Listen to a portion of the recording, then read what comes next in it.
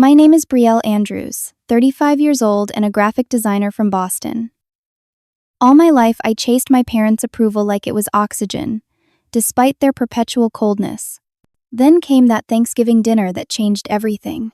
The night my parents uttered those devastating words no child should ever hear in front of our entire family.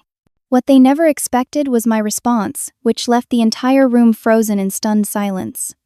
Before I dive into what happened that night, let me know where you are watching from in the comments below, and subscribe to hear more stories about finding strength when family fails you. Growing up in Greenwich, Connecticut in an upper-middle-class household with perfectly manicured lawns and a colonial-style home that belonged in a magazine spread, I always felt like something was missing. My parents, Harold and Martha Andrews, were pillars of the community, my father a respected corporate attorney and my mother a former beauty queen turned charity organizer. They had an image to maintain, and that image dictated everything in our household from what we wore to whom we associated with. Appearances always trumped emotional connections.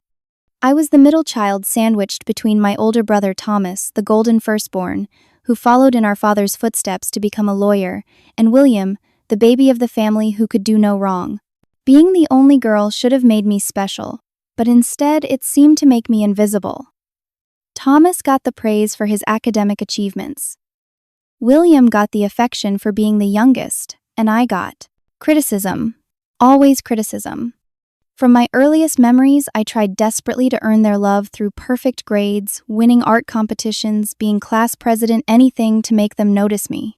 I still remember bringing home a report card with all. As in 4th grade, barely able to contain my excitement, only to have my mother glance at it and say, "Jennifer got all As, plus a special recognition award." What happened there? Jennifer was the daughter of her tennis partner and apparently the standard by which I should be measured. My mother had a special talent for finding flaws in my appearance. "Brielle, your hair is so flat today. Have you gained weight?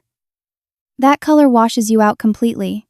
These comments peppered my childhood like tiny daggers, each one leaving a small wound that never quite healed. By 13, I was already hyper-aware of every physical imperfection, real or imagined. My father was different, but not better. Where my mother was actively critical, he was passively absent. He measured worth through professional success only. Family dinners, when he attended them, consisted of interrogations about academic performance and future prospects. Emotional needs were frivolous distractions from achievement. "Andrew's women are strong," he would say, whenever I showed any sign of hurt feelings, effectively cutting off any avenue for vulnerability. Our family operated on a currency of conditional love. Achievements were deposits, disappointments were withdrawals, and my account always seemed to be running on empty. Thomas thrived in this environment, embracing the competitive nature of our household. William adapted by becoming the charming one, deflecting pressure with humor and likability. I withdrew, finding refuge in art and books worlds, where I could escape the constant feeling of inadequacy. My teenage years only intensified the disconnect. While my friends complained about normal teenage conflicts with their parents' arguments about curfews or clothing choices, I envied them. Their parents cared enough to argue. Mine had moved beyond disappointment to a kind of cool indifference. I was the family project that never quite measured up to specifications. College was my escape. Syracuse University, with its renowned design program, was far enough from Connecticut to give me breathing room, but close enough that my parents could still brag about my attendance to their friends. For the first time, I found myself surrounded by people who appreciated my creativity and perspective. My roommate Kimberly became the first person who seemed to see me for who I was, not who someone expected me to be. Those 4 years were transformative. I discovered my passion for graphic design, found friends who valued authentic connection, and began the slow process of building self-worth that had been systematically dismantled throughout my childhood. Weekend visits home became increasingly uncomfortable as the contrast between my college life and family dynamics grew sharper. After graduation, I secured a job at a small design firm in Boston, putting physical distance between myself and Greenwich. My career flourished as I developed a reputation for innovative design work that blended artistic vision with practical marketing solutions. I bought my own apartment, made friends, dated occasionally, and built a life that felt authentically mine. Yet, despite my professional success and independence, family gatherings remained exercises in emotional endurance. Christmases, Thanksgivings, occasional summer visits, each one followed the same script. My brothers would showcase their achievements to parental approval, while my contributions to the conversation were treated as pleasant but ultimately insignificant diversions. As I entered my 30s, I made conscious efforts to establish a healthier relationship with my parents. I read books about adult children of emotionally unavailable parents, started therapy with Dr. Lauren Peters, and tried to adjust my expectations. I stopped seeking their approval and aimed instead for peaceful coexistence. I thought I had made progress learning to shield myself from their subtle barbs and dismissals. Then came the invitation to Thanksgiving dinner at my parents' house last year. I almost declined, having recently landed a major client that would keep me legitimately busy through the holiday. But Thomas was bringing his wife and 2 children. William was introducing his new fiancée, and my absence would be conspicuous. So, I accepted, preparing myself for the usual emotional obstacle course, never imagining that this particular dinner would become a turning point in our family history. The morning of Thanksgiving dawned cold and clear in Boston. I spent extra time getting ready, selecting a burgundy dress that was both professional and festive, applying makeup carefully and styling my hair into loose waves. Looking in the mirror, I gave myself the pep talk that had become ritual before family gatherings. 6 hours. You only need to survive 6 hours. Be pleasant, deflect personal questions, focus on the positive. I stopped at an upscale wine shop and purchased a $200 bottle of Cabernet Sauvignon, a peace offering, and a subtle statement about my financial stability. The drive to Greenwich took nearly 3 hours with holiday traffic, giving me ample time to rehearse neutral conversation topics and breathing techniques my therapist had recommended for managing anxiety. The Andrews family home hadn't changed in decades, a stately colonial with black shutters and a wreath on the door that my mother changed seasonally. The interior was equally unchanged, decorated in the same elegant but sterile style family photos, arranged precisely on the mantel, each surface dust-free and immaculate. It was beautiful in the way museum displays are beautiful, perfect, but untouchable. My mother answered the door herself, dressed impeccably in a cream cashmere sweater and camel slacks, not a hair out of place, despite hours of cooking. "Brielle, you made it." We were beginning to wonder. No hug, just a critical once-over and a glance at her watch, though I was only 15 minutes past the suggested arrival time.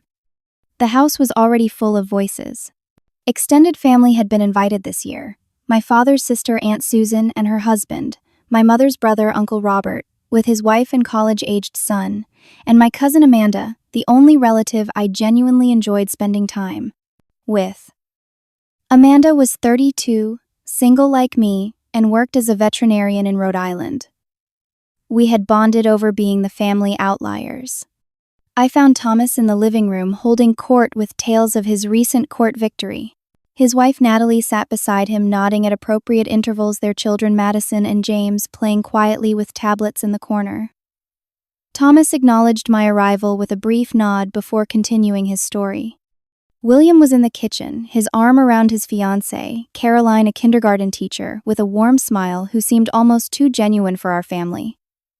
"Hey sis," he called out. The only genuine welcome I'd received. William had always been the least affected by our parents' emotional economy, his natural charm creating a buffer zone of likability. "Brielle, darling." Aunt Susan approached, kissing my cheek and holding me at arm's length. Her eyes held that familiar mix of affection and pity that always made me uncomfortable. "You look lovely. How's the design business?" She was kind, but had never understood why I hadn't pursued a more substantial career or marriage. Amanda rescued me, appearing with 2 glasses of wine. "Thank God you're here," she whispered as she handed me one. "Uncle Harold has been talking about tax law for 20 minutes. I was contemplating jumping out the bay window." Her easy humor was like oxygen in the suffocating atmosphere. The dining room table was a showcase of my mother's attention to detail. Fine china crystal glasses, silver candlesticks, and an elaborate centerpiece of autumn flowers and gourds. Name cards in calligraphy designated our seating arrangements, strategically placing me between Uncle Robert and Aunt Susan, far from Amanda and the support she offered. As we gathered for appetizers, conversation predictably centered on Thomas's recent promotion to junior partner and William's engagement. My father beamed with pride as Thomas detailed the corporate accounts he was now handling. Following right in my footsteps, he said, clapping Thomas on the shoulder, "The Andrews name will mean something at that firm for another generation." When the conversation momentarily turned to me, I mentioned my new client, a national retail chain that had hired me to redesign their entire visual branding strategy. "That sounds nice, dear," my mother said, already turning toward William. "Now, tell everyone about the proposal, William." "Caroline, show them the ring again." My father's only comment about my career came in the form of a question. "Is there much stability in that field?" Seems like companies would just handle that sort of thing in-house these days. Before I could answer, he was already discussing William's plans to join his future father-in-law's dental practice. Throughout the pre-dinner mingling, my mother managed several subtle digs about my personal life. "Thomas was already married with Madison on the way at your age, and Caroline is from such a good family established in the community for generations," with pointed looks in my direction. I noticed my expensive wine sitting unopened on the sideboard while my father served a different Cabernet. When I asked about it, my mother waved dismissively. "Oh, we're saving that. It's not quite right for turkey dinner." The slight was small, but telling another reminder that my contributions were never quite good enough. The worst moment came when I overheard my parents in conversation with Uncle Robert. "Thomas has always been our rock," my father was saying. "And William brings such joy to everyone he meets. We've been truly blessed." The unspoken absence of any positive comment about their daughter hung in the air, but only I seemed to notice it. Amanda caught my eye from across the room and raised her eyebrows in silent support. I took a deep breath and reminded myself that I no longer needed their approval. I had built a life I was proud of regardless of whether they valued it. 6 hours. I just needed to get through 6 more hours. Dinner service began precisely at 4 o'clock, my mother orchestrating the seating with the efficiency of a military commander. Small talk fluttered around the table, as my father carved the turkey with ceremonial precision. I focused on maintaining a pleasant expression while contributing just enough to conversations to appear engaged without inviting scrutiny. My respite was short-lived. Between the turkey and mashed potatoes being passed, my mother launched her first direct interrogation. "Brielle, are you seeing anyone these days?" The question carried its usual subtext, a reminder of my failure to fulfill the expected female role in our family narrative. "I'm focusing on my career right now," I replied, the same answer I gave every holiday. "Well, you know, careers are wonderful, but the biological clock waits for no woman," she said, sharing a knowing look with Natalie, who instinctively placed a hand on her pregnant belly. She was expecting their 3rd child in spring. "You always were so focused on those drawings of yours." Thomas and William managed to build careers without sacrificing family. My father joined in with his own assessment. "Creative fields are fine hobbies, but they rarely provide the stability needed for raising children properly." He said this while serving himself potatoes as casual as commenting on the weather. The conversation shifted as Thomas announced he had put a deposit down on a vacation home in the Berkshires.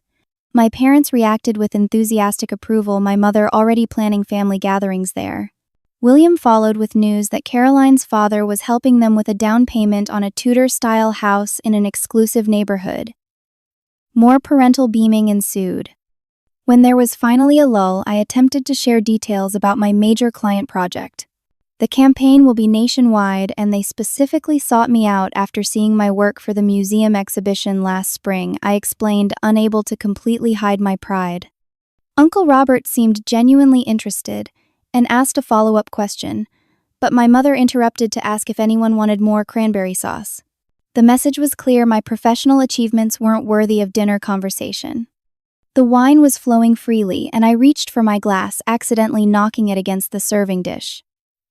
A splash of red wine landed on my mother's pristine white tablecloth, a small stain no larger than a quarter. You would have thought I had set the table on fire.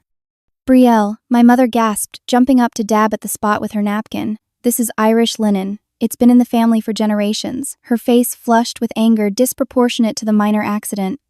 "I'm sorry, it was an accident," I said, reaching to help. "Don't touch it, you'll make it worse," she snapped, waving my hand away. "Just like the Christmas when you spilled grape juice on the carpet." Or when you broke the vase from Italy, always so careless. The room fell uncomfortable silent. Aunt Susan attempted to defuse the situation. Martha, accidents happen. Remember when I broke your mother's teacup? These things aren't important in the grand scheme. But my mother was not to be deterred. It's not just the tablecloth. It's the pattern of behavior, the constant disappointments. The last word hung in the air like a verdict. My father cleared his throat. Brielle has always been our creative one. Not always practical or careful. But we've learned to manage our expectations. Something in me snapped at those words. 35 years of suppressed responses rose to the surface.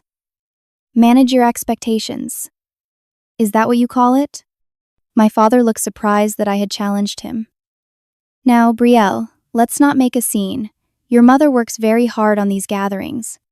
I wasn't making a scene until you both decided to use a wine stain as an opportunity to catalog my lifelong failures, I said, my voice calm but firm. This is exactly the problem, my mother said, looking to the other adults for support. So sensitive. Everything becomes a drama with you. Pointing out that you're being hurtful isn't being sensitive, mother. It's having normal boundaries. The therapy sessions with Dr. Lauren were finally paying off. My father's face hardened. Boundaries. We provided everything for you, Brielle. Private school, college education, introductions to good families, and what do we get? An unmarried daughter approaching 40 with an unstable career who can't even come to dinner without creating problems. The words stung, but I held my ground. My career is actually quite successful. Not that either of you has ever shown interest enough to know that. My mother scoffed. Success is security, family contribution to community. Thomas and William understand that. And I don't, I asked. You've always been different, she said, not meeting my eyes. Difficult from the day you were born. Nothing we did was ever right for you. Thomas, uncomfortable with the direction of the conversation, attempted to intervene. Maybe we should just enjoy the meal. The turkey is getting cold. But my father wasn't finished.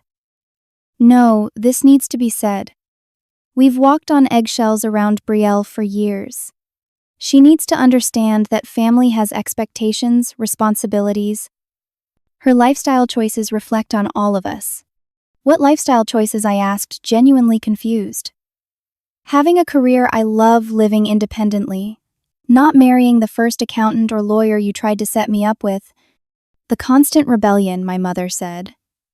The art school phase we indulged thinking you'd grow out of it. The moving away when the Petersons offered you that marketing position right here in Greenwich.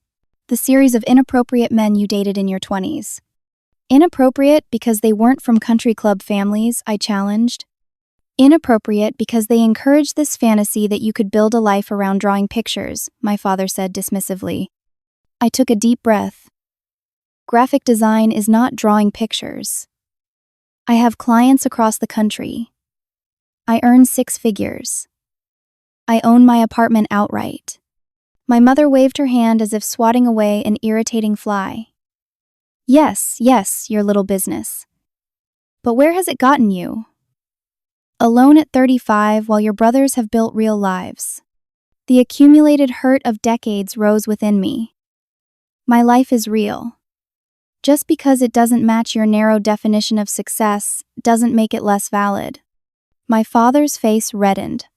This attitude is exactly why we worry. Always defiant, never considering how your choices affect the family reputation. Harold, Aunt Susan cautioned, perhaps this isn't the time or place. But my mother, her composure cracking, looked directly at my father and said the words that would change everything. Harold, sometimes I wish she was never born. All she brings is chaos and disappointment. The words hung in the air like a physical presence.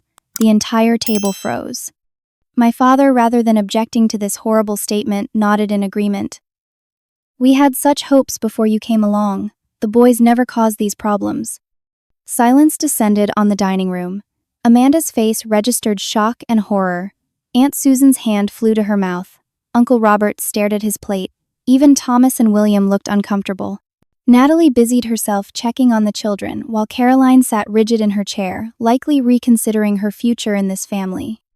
In that moment, I felt as if I had been struck physically. The air left my lungs, and a strange buzzing filled my ears. 35 years of seeking approval, of making myself smaller to fit into their expectations, of believing somehow that if I just found the right accomplishment or the right words, they would finally love me the way they loved my brothers. In one unguarded moment, they had confirmed what I had always suspected, but never wanted to believe. I was at best a disappointment, at worst, a regret. The seconds of silence stretched like years. I could hear the ticking of the grandfather clock in the hallway, the subtle clink of ice shifting in water glasses, the distant sound of children playing in another room, blissfully unaware of the emotional grenade that had just detonated at the dinner table. Inside my mind, a lifetime of trying to earn love flashed before me, a sad montage of efforts met with indifference or criticism. In that crystalline moment of clarity, I realized no achievement, no conformity, no self-diminishment would ever be enough. The problem had never been me, it had been their inability to love unconditionally. I felt something shift inside me, a breaking, but also a release, like a bone that must be broken to be reset properly. The pain was excruciating but necessary. Slowly, deliberately, I placed my napkin beside my plate and stood from my chair. My hands trembled slightly, but my voice was steady when I finally spoke. Perfect. Then you won't need me when you're old. My mother's expression shifted from righteous indignation to confusion. I continued, my voice gaining strength with each word. I will be contacting your attorney tomorrow to ensure I am removed from your will. I will also be signing documents that release me from any legal or financial obligation to your care as you age. Since my existence has been such a disappointment, I wouldn't want to burden you with my presence or support in your final years. The color drained from my mother's face as the implications of her words, and my response registered. My father's mouth opened and closed without sound, like a fish, suddenly finding itself on dry land. Brielle, you're overreacting, he finally managed. Your mother was just upset about the tablecloth. No, father. For once you both spoke your truth. And now I'm speaking mine. I've spent my entire life trying to earn love that should have been freely given. That project is now complete. Gasps and murmurs rippled around the table. Amanda stood up, moved to my side of the table, and placed a hand on my shoulder in silent solidarity. You can't just... Family is family. My mother stammered, her carefully constructed facade crumbling. Yes, family is family, I agreed. Which is why your words hurt so deeply. But they were also a gift. They've freed me from the illusion that I somehow failed as a daughter. The truth is, you failed as parents, at least with me. William half rose from his seat. Sis, maybe we should all take a breath here. I've been taking breaths and swallowing hurt for decades, Will. I'm done. I reached for my purse and coat. Enjoy the rest of your dinner. I won't be troubling you with my disappointing presents at Christmas. With legs that felt simultaneously like lead and like they might give way beneath me, I walked toward the foyer. Amanda followed, grabbing her own coat. I think I'll head out too, Aunt Martha, Uncle Harold. Her voice was cool and formal. Family loyalty clearly had its limits even for her. Behind us, I could hear the beginnings of damage control. My father's authoritative, she's always been dramatic, and my mother's tearful. I didn't mean it that way. Thomas's lawyerly let's all just calm down, and various uncomfortable throat clearings from the extended family. None of it touched me. I was already gone emotionally, the cord that had bound me to their approval, finally, irrevocably severed. The drive home was a blur of highway lights through tears. Amanda had offered to follow me back to Boston, but I needed solitude to process what had just happened. I promised to call her when I got home safely. The strange thing was, beneath the hurt and shock, I felt an unfamiliar lightness, as if I had been carrying a boulder on my shoulders for years and had finally set it down. The pain was real and raw, but so was the relief. My apartment welcomed me with its familiar comfort, decorated in the vibrant colors and artistic touches my mother had always deemed excessive. I kicked off my heels, poured a generous glass of wine, and sat in my favorite reading chair by the window overlooking the city lights. Then, finally alone, I allowed myself to break down completely. Great heaving sobs that came from the deepest part of me, grief. Not just for today's wounds, but for the childhood love. I had never received the approval I had chased. Like a mirage in the desert. Around 11, my phone began to light up with notifications. Amanda checking in. William sending an awkward text about how Mom didn't really mean it. Thomas, ever the lawyer, suggesting we all meet to discuss this rationally. And finally, a voicemail from my mother.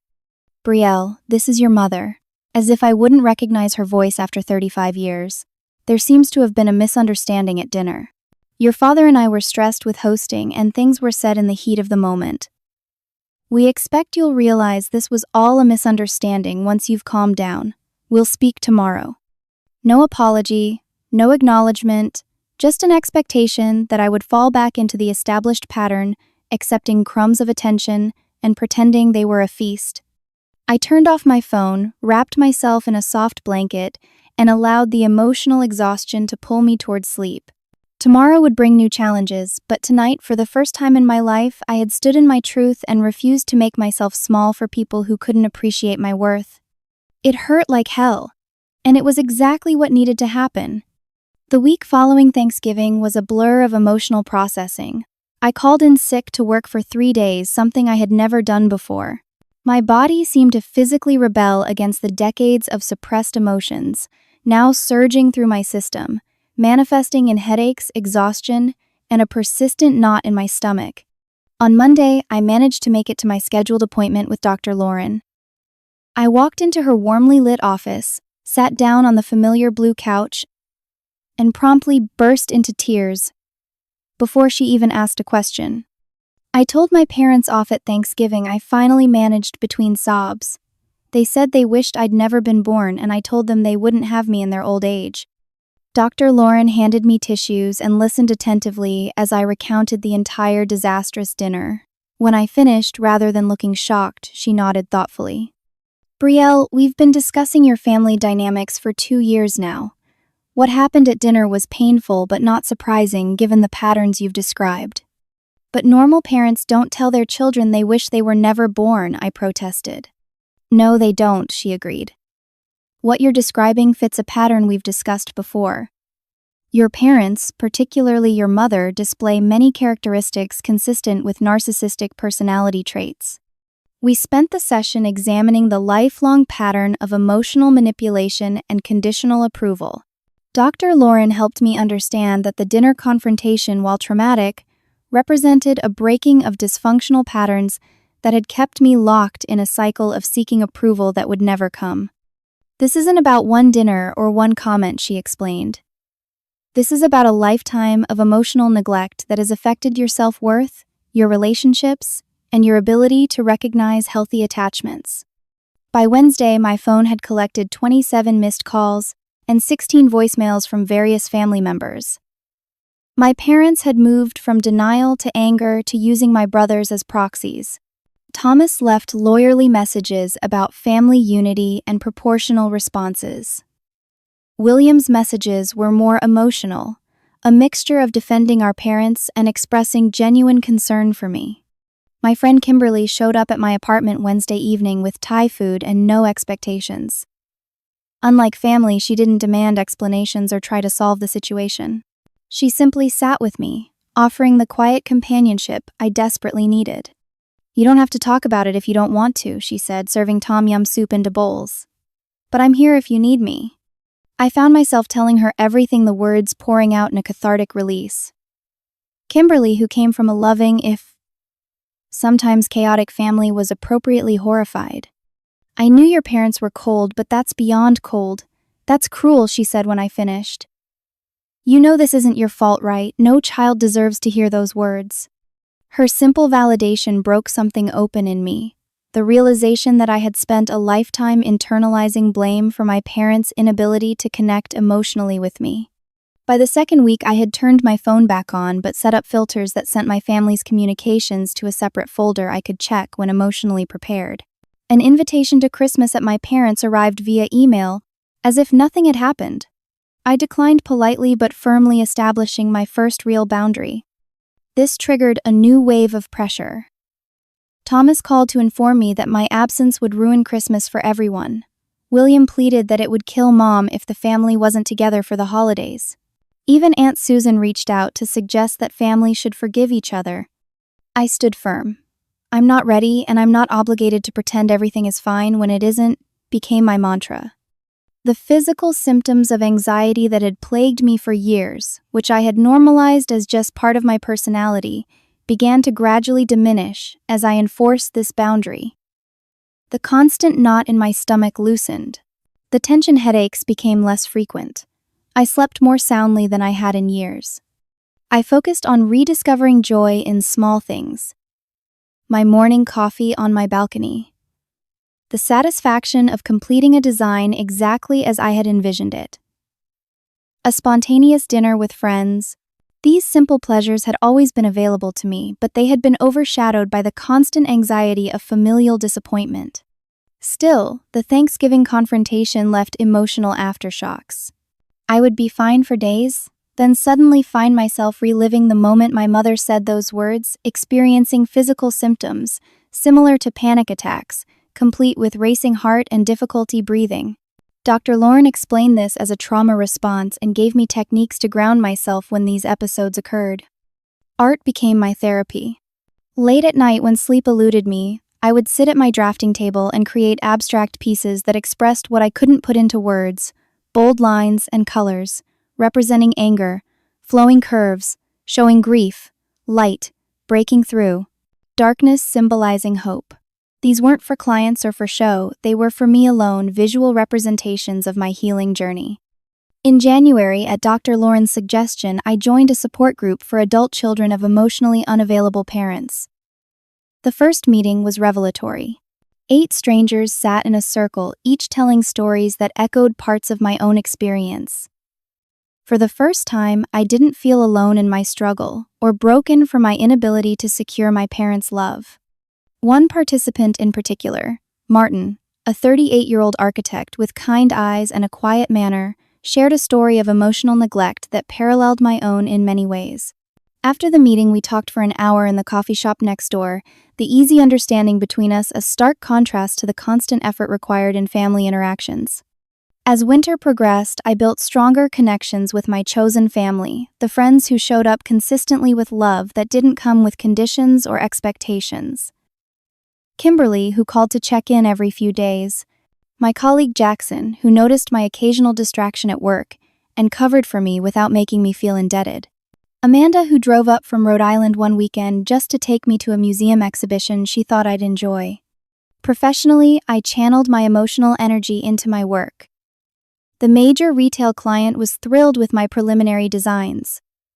The creative director commenting that my concepts had emotional resonance beyond the typical rebrand. I threw myself into the project, finding that my newfound emotional awareness translated into more authentic design work. Meanwhile, my parents escalated their attempts to regain control of the narrative and my compliance. Flying monkeys, as the support group called them, appeared in the form of family friends, calling to tell me how worried my parents were, distant relatives, suddenly interested in my well-being, and eventually a carefully worded letter from my father that acknowledged I might have perceived hurt, but stopped short of taking any responsibility. Dr. Lauren introduced me to the gray rock technique, a way of making myself emotionally uninteresting to manipulative people by giving neutral, non-engaging responses. When forced to interact with my parents through text or email about practical matters, I kept communications brief, factual, and devoid of emotional hooks they could use to pull me back into old patterns.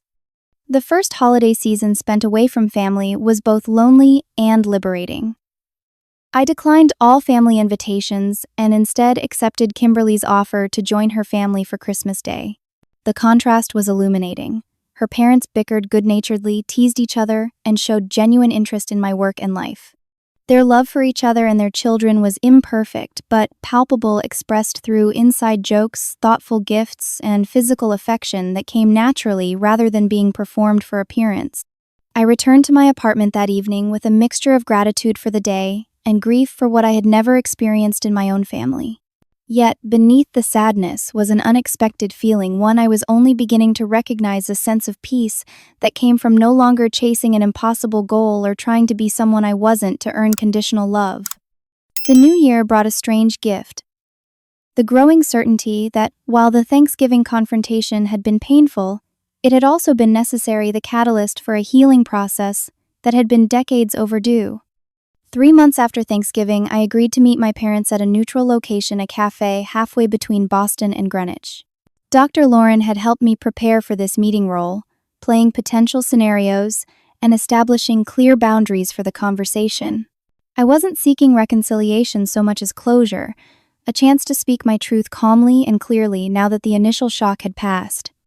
I arrived early, selecting a table near the back that offered some privacy without being completely isolated. I ordered a chamomile tea to calm my nerves and practiced the breathing techniques that had become second nature over the past months. My parents arrived precisely on time, looking somehow smaller than I remembered. My mother had lost weight, her cashmere sweater hanging slightly loose on her frame.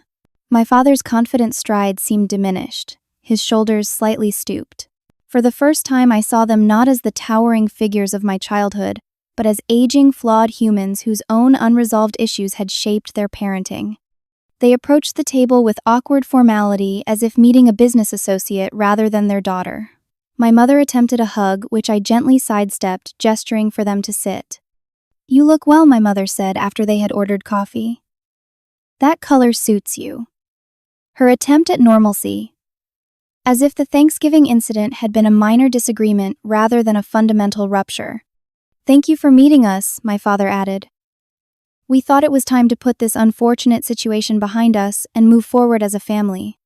Their approach was exactly as Dr. Lauren had predicted, an attempt to minimize what had happened and re-establish the status quo without addressing the underlying issues. "Before we begin," I said calmly, "I want to establish some parameters for our conversation. I'm here to speak honestly about our relationship and what happened at Thanksgiving. I'm not interested in pretending it didn't happen, or that it was a misunderstanding." My father frowned. "Brielle, everyone says things they don't mean in the heat of the moment. Your mother was upset about the tablecloth, which has sentimental value. You know how she gets about family heirlooms." "That's exactly what I'm talking about," I replied. Reducing what happened to a momentary overreaction ignores the pattern it represents. "You said you wished I had never been born." Those aren't words said in a moment of irritation over a wine stain. My mother's eyes filled with tears, a response I had seen countless times when confronted with her own behavior. "You've always been so sensitive, taking everything to heart." "Of course we didn't mean it literally. We were frustrated with your attitude." "My attitude of existing in a way that doesn't match your expectations," I asked. "Because that's the core issue here. You've never been able to see me for who I am, only for who I've failed to be according to your standards." My father's face hardened. "We gave you everything, every advantage, every opportunity, and you respond with this, ingratitude." "I'm not ungrateful for the material advantages," I clarified. "I'm hurt by the emotional neglect that came with them. The constant message that I wasn't enough, that my brothers were the successful ones while I was the disappointment." "We never said that," my mother protested. "You didn't have to say it explicitly.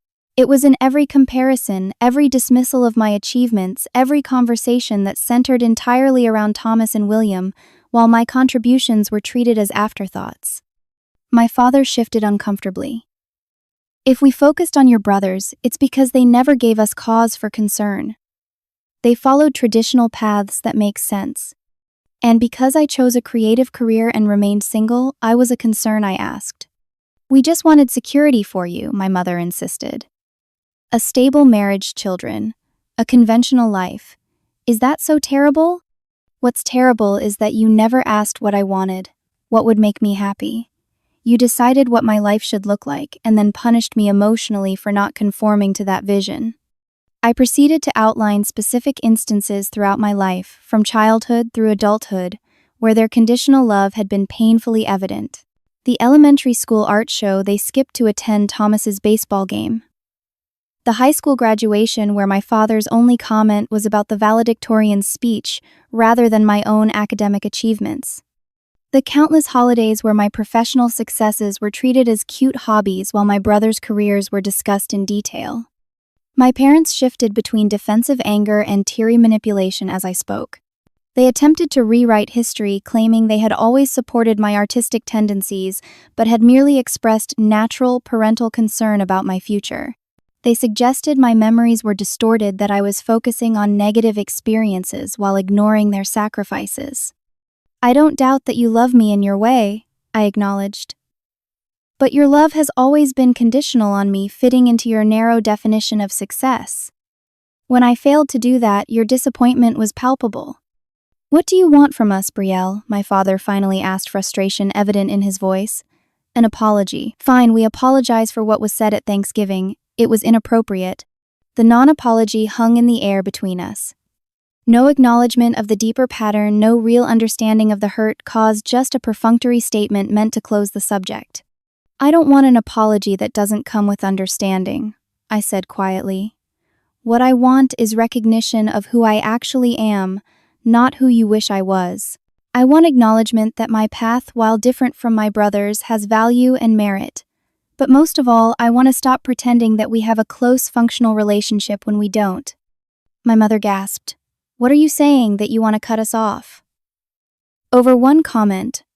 "Not over one comment. Over a lifetime of comments, dismissals, and emotional unavailability. I'm not cutting you off entirely, but I am establishing boundaries. Limited contact on my terms when I feel emotionally equipped to handle it." My father's face darkened. "And what about family obligations? Holidays? Family gatherings? Do you expect everyone to accommodate your feelings?" "I expect to be treated with basic respect and consideration. When I feel that's possible, I'll participate in family events. When it's not, I won't." My mother's tears flowed freely now. "This will break your father's heart." "Is that what you want, to punish us?" "This isn't about punishment," I explained, remaining calm, despite the emotional manipulation. "It's about self-preservation. I've spent my whole life trying to earn your approval at the expense of my own well-being. I can't do that anymore." "And the will?" my father asked bluntly. Was that threat serious? The question revealed so much about his priorities. "Yes. I don't want or need your money. Inheritance often comes with strings attached in this family, and I'm cutting those strings." "You're making a mistake," he said coldly. "Family is everything. You'll regret this approach when you're older and alone." "I'm not alone," I replied. "I have meaningful connections with people who value me for who I am, not what I can do for them or how I reflect on them." The remainder of the conversation circled similar themes, my parents unable or unwilling to truly hear what I was saying. They fluctuated between anger, dismissal, and tearful pleas, none of which acknowledged the fundamental issues at hand. As we prepared to leave, my mother made one final attempt. "We're not getting any younger, Brielle. Do you really want these to be the terms of our relationship in our final years?" "No," I answered honestly. "I wish we could have the warm, supportive relationship I've always wanted. But that would require changes I don't think you're willing to make. So this is the healthiest option available to me right now." I walked away from the cafe with a complicated mixture of emotions. Sadness for the relationship we would never have, relief at having spoken my truth clearly, and a new sense of liberation from expectations that had bound me for decades. That evening I received a text from my mother. "We only ever wanted what was best for you. Someday you'll understand when you have children of your own." Her words confirmed what the conversation had already made clear, that true understanding and change were unlikely. The path forward would not include the parental relationship I had longed for, but it would include something equally valuable: freedom from the pursuit of approval I would never receive. 1 year after the Thanksgiving confrontation that changed everything, my life had transformed in ways both subtle and profound. My apartment, once decorated to please occasional parental visits, now fully reflected my personality. Vibrant abstract paintings, including several of my own, hung on walls painted in rich, saturated colors my mother would have deemed excessive. Eclectic furniture chosen for comfort, rather than status, filled the space with warmth and personality. My design business had not just survived the emotional upheaval but thrived. The authenticity I had found in my personal life translated to my professional work, allowing me to connect more deeply with clients' needs and vision. I had hired 2 junior designers and moved into a small but stylish office space, specializing in clients who valued innovation over convention. The friends who had supported me through the family rupture had become my chosen family. Our bonds strengthened through shared experiences and mutual respect. Kimberly and I had a standing Sunday brunch date. Jackson and his partner had become regular dinner companions. Amanda drove up from Rhode Island at least once a month for weekend adventures exploring New England. My relationship with Martin had developed gradually from support group acquaintances to friends to something deeper.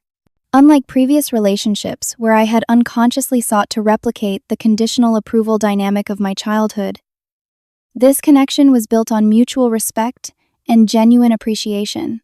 Martin understood the complicated grief of mourning parents who were still living, and his own healing journey complemented mine.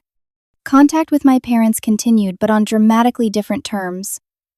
Our interactions were limited to occasional phone calls and carefully structured visits that included clear boundaries and time limits.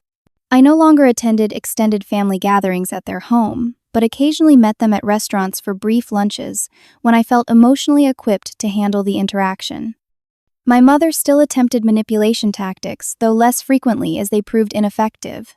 My father maintained a certain emotional distance, uncomfortable with the new dynamic, where his authority was not automatically respected. But they had learned, if reluctantly, that my boundaries were non-negotiable.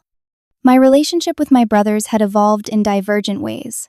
William, always the more emotionally intuitive of the two, had made genuine efforts to understand my perspective. After several honest conversations, he acknowledged the disparity in how we had been treated growing up. While still close to our parents, he respected my boundaries and never pressured me to fix the situation for family harmony. Thomas remained firmly entrenched in the family system, unable or unwilling to see the dysfunction that had shaped our childhood. He maintained that I was overreacting and occasionally attempted to broker reconciliation on our parents' terms. Our relationship had become distant but civil, limited to brief interactions at events involving his children, whom I refused to lose connection with, despite the complicated family dynamics. The ongoing work of healing continued through therapy support groups and self-reflection. Dr. Lauren had helped me understand that recovery from childhood emotional neglect wasn't a destination but a journey with progress measured in small victories and increased self-awareness. The hypervigilance that had been my constant companion, always monitoring for signs of disapproval, gradually diminished, allowing me to be more present in my daily life. Setting boundaries had ripple effects beyond my family relationships. I became more confident in professional negotiations, more selective about clients, and more assertive in personal relationships. The people-pleasing habits of a lifetime didn't disappear overnight, but I caught myself more quickly when falling into old patterns. Most significantly, the need for external validation, which had driven so many of my choices, began to loosen its grip. I learned to recognize my own achievements without needing someone else to affirm their value. This internal validation proved more stable and sustaining than the approval I had chased for so long. Forgiveness came slowly and in unexpected ways. Not the convenient forgiveness that excuses harmful behavior or pretends it never happened, but the deeper forgiveness that acknowledges the full reality of what occurred while releasing the expectation that things should have been different. I came to understand that my parents' products of their own emotionally sterile upbringings had given what they were capable of giving limited. Though it was. This understanding didn't erase the hurt or justify their behavior, but it allowed me to see them as flawed humans rather than all-powerful figures who had withheld love intentionally. The anger that had initially fueled my boundary setting gradually transformed into a calm determination to create a different life story for myself. My chosen family helped me build new traditions to replace those lost with the family estrangement. Thanksgiving, once the most anxiety-producing holiday, became a Friendsgiving celebration at my apartment filled with laughter, acceptance, and genuine connection. Christmas was spent with Kimberly's warm, chaotic family, who had unofficially adopted me as one of their own. The final piece of my healing journey came with the recognition that I could redefine family on my own terms. Family wasn't determined solely by blood and obligation. but could be created through authentic connection and mutual care. The people who showed up consistently with love and support were my true family, regardless of shared DNA. The irony wasn't lost on me that my parents' cruel words at that Thanksgiving dinner had ultimately freed me from the endless cycle of seeking their approval. Their statement meant to wound had instead severed the chains of obligation and expectation that had bound me to their vision of who I should be. On the anniversary of that fateful dinner, I sat in my living room surrounded by friends sharing a meal prepared with love rather than obligation. Looking around at these people who saw and valued me exactly as I was, I felt a profound gratitude for the difficult journey that had brought me here. The path hadn't been easy. There had been moments of doubt, days of grief, and the complicated emotions that come with setting boundaries with family. But on the other side of that pain was a life of authenticity, meaningful connections, and the quiet joy of living according to my own values rather than someone else's expectations. Have you ever had to set difficult boundaries with family members who couldn't see your worth? Comment below and share your experience. Sometimes the most painful decisions lead to the greatest growth. If this story resonated with you, please hit the like button, subscribe to hear more stories of finding strength in difficult situations, and share with someone who might need to know they're not alone in their family struggles. Thank you for listening to my journey, and remember, your worth isn't determined by those who can't appreciate it.